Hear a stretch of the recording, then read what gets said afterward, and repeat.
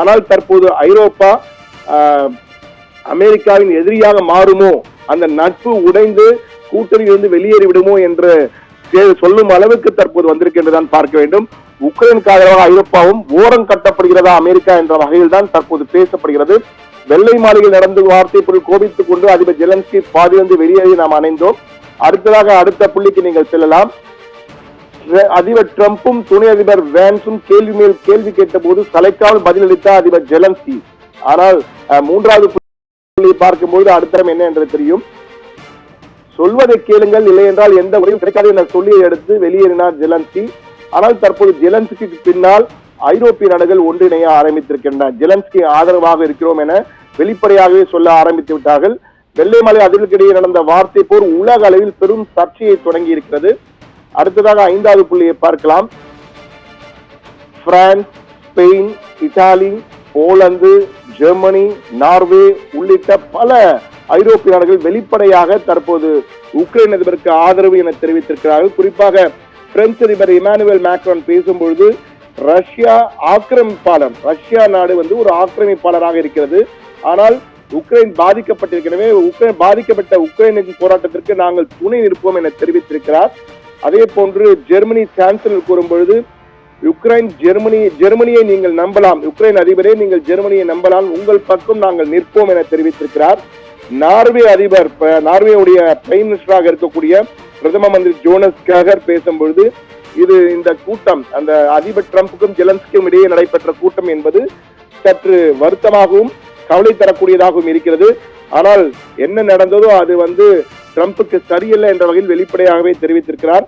அதே போன்று இத்தாலியின் பிரைம் மினிஸ்டர், இத்தாலி நாட்டினுடைய பிரதம மந்திரி ஜியார்ஜோ மெலோனி உடனடியாக ஒரு கூட்டத்தை கூட்டி டிரம்புக்கு எதிராகவும் உக்ரைனுக்கு ஆதரவாகவும் நாங்கள் இருக்கிறோம் என்பதை தெரிவிக்க வேண்டும் என ஐரோப்பிய தலைவர்களுக்கு ஒரு வெளிப்படையான வேண்டுதலை வைத்திருக்கிறார். அதே போன்று ஐரோப்பிய யூனியன் தலைவராக இருக்கும் doctor Ursula von der Leyen, you are never alone dear president, be brave and be strong, be fearless, we are with you என்ற வகையிலே ஐரோப்பிய யூனியன் தலைவராக இருக்கும் உர்சுலா வோன் தெரிவித்திருக்கிறார். நீங்கள் தனியாக இல்லை உக்ரைன் அதிபரே, தைரியமாக இருங்கள், தெளிவாக இருங்கள், தைரியமாக எதிர்கொள்ளுங்கள், பயமில்லாமல் இருங்கள், நாங்கள் கூட இருக்கிறோம் என்ற வகையிலே தெரிவித்திருக்கிறார்கள். எனவே நீங்கள் பார்த்து என்றால் ஸ்பெயின் ஆகட்டும், பிரான்ஸ் ஆகட்டும், போலந்து ஆகட்டும், ஜெர்மனி ஆகட்டும், நார்வே ஆகட்டும், இத்தாலி ஆகட்டும், அனைத்து நாடுகளும் தற்போது டிரம்புக்கு எதிராக வரிந்து கட்டி கொண்டு வருகின்றன. அதாவது நேட்டோ நாடுகள், நார்த் அட்லாண்டிக் ட்ரீட்டி ஆர்கனைசேஷன் என்ற வகையிலே அமெரிக்கா 2ஆம் உலக போரின் போது நேட்டோ நாடுகள் என்ற ஒரு அமைப்பை உருவாக்கியது, நேட்டோ என்ற அமைப்பினை. அது தற்போது சிதைந்து வருகிறது என்பது தற்போது பார்த்து கொண்டிருக்கும். டிரம்பின் வெளியுறவு கொள்கைகளுக்கு கிடைத்த இது பெரும் பலத்த அடியாகவே பார்க்கப்படுகிறது. ஏற்கனவே கனடாவை பகைத்துக் கொண்டிருக்கிறார், மெக்சிகோவை பகைத்துக் கொண்டிருக்கிறார். தற்போது ஐரோப்பிய நாடுகள், இங்கிலாந்தை தவிர்த்த மற்ற நாடுகள் அனைத்துமே தற்போது டிரம்புக்கு எதிராக நிற்கின்றன. இங்கிலாந்து வெளிப்படையாக இதுவரை எதுவும் சொல்லவில்லை, ஆனால் இங்கிலாந்தும் ஐரோப்பிய யூனியனுக்கு ஆதரவாக தான் இருக்கும், மற்ற ஐரோப்பிய நாடுகளை இருக்கும் போல்தான் இருக்கும் என்று எதிர்பார்க்கப்படுகிறது. எனவே யுக்ரைனுக்கு ஆதரவாக ஐரோப்பா ஓரம் கட்டப்படுகிறதா அமெரிக்கா என்ற வகையில் தான் இருக்கிறது. 7வது புள்ளிக்கு செல்வோம்.